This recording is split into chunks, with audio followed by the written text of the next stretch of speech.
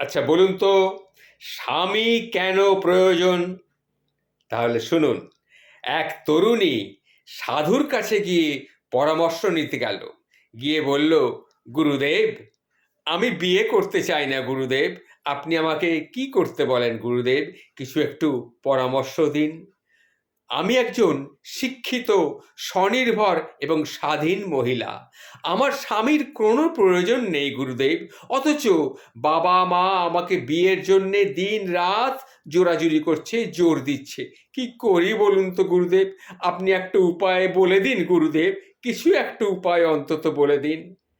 তখন সাধু উত্তর দিলেন, তুই নিঃসন্দেহে জীবনে উন্নতি করবি বাছা।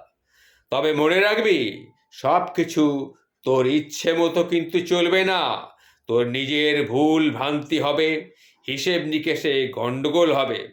তখন ভুল সিদ্ধান্তের জন্যে সমস্ত প্ল্যান ভেস্তে যাবে, মাথা গরম হবে। ঠিক তখনই তুই কাকে দোষারোপ করবি?